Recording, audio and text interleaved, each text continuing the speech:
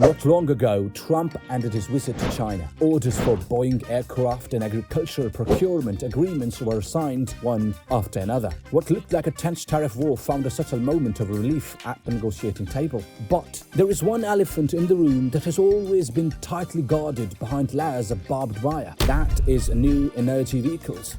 If the tariffs became zero tomorrow, if trade barriers disappeared instantly, would Chinese electric vehicles really rush in like a tide and quickly flood the streets of Detroit and Los Angeles? In the narratives of many influencers, this seems like an overwhelming dimensional strike with no suspense at all. After all, China has a supply chain that has been pushed to the extreme. China has even smart cockpits that leave foreigners stunned. And China has well-made compact electric cars priced under $20,000. But I want to pour cold water on this idea. The American auto market has never been a blue ocean waiting to be conquered. It is more like a deep sea full of hidden reefs. If Chinese brands want to truly gain a firm foothold here, relying on cheap price is far from enough.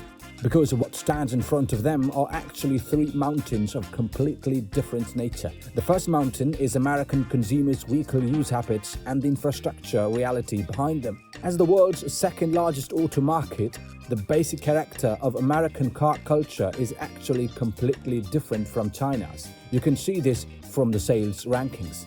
The best-selling vehicles in the United States are still the Ford F-Series pickup trucks and all kinds of huge SUVs. Americans' preference for big and tough vehicles essentially comes from the country's geography. This is a country living on wheels. For many Americans, driving 4 or 5 hours across states on a weekend is completely normal. From Los Angeles to Las Vegas, the one-way distance is close to 500 kilometers. And in this kind of long-distance, high-speed cruising environment, charging becomes the biggest real obstacle for electric vehicles. In China, we have already become so used to supercharging stations and battery swapping stations everywhere. But in the United States, except for a few areas such as California, the fast-charging network along many highways is still not fully covered even today. The target proposed by the US federal government is to have one fast-charging station every 80 kilometers. But from the map, you can still see that there are still many highway sections in the central United States that do not meet this standard. Not only is the charging network density low, its reliability is also not high. Broken chargers, system crashes, and sudden drops in charging speed are almost part of daily life for many American electric vehicle owners. For Americans who often drive long distances, driving an electric car often means huge range anxiety and charging uncertainty. More importantly, overall gasoline prices in the United States are actually not very expensive. Refueling only takes 3 minutes, but charging may mean taking a detour, waiting in line, and trying your luck. Many people who originally wanted to try electric cars finally give up because charging is simply not convenient. And even if American consumers are willing to accept electric cars, Chinese brands still have to face the second mountain, a deep brand moat and a residual value system. In the United States, Toyota is not just a car. Many times, it is even like a kind of financial product.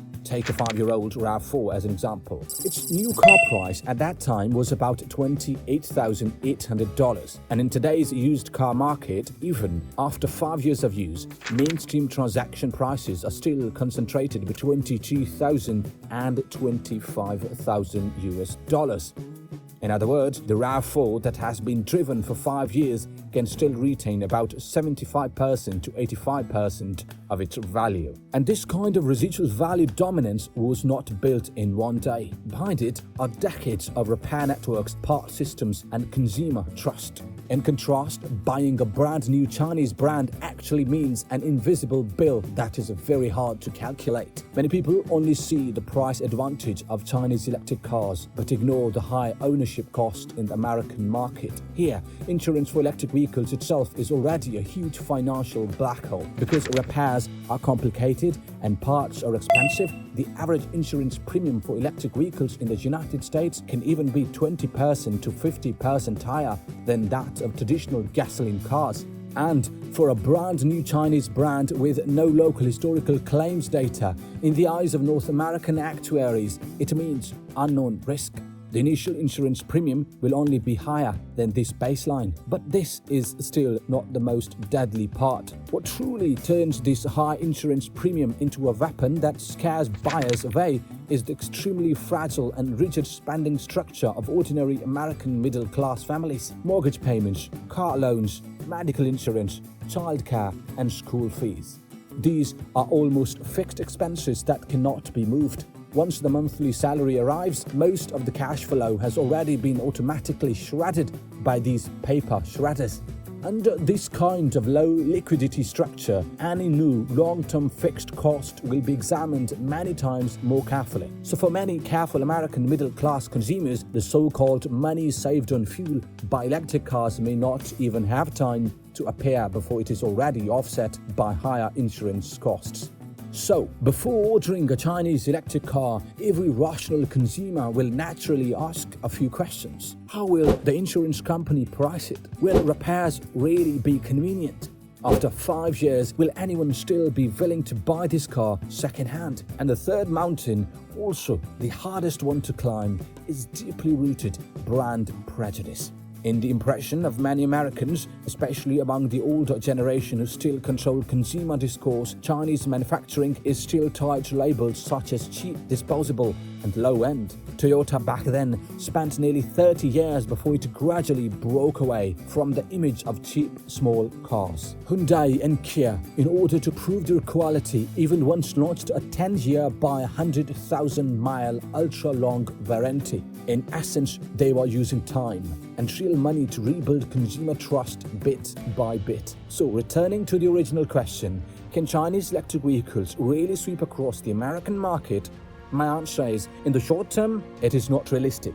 Tariffs are actually only the first fence. Even if this fence really falls, behind it there are still the wilderness of vehicle use habits, the deep trench of brand residual value, and the high wall of cultural perception. If Chinese brands really want to enter the United States, then it is more like a long war that requires decades of patience.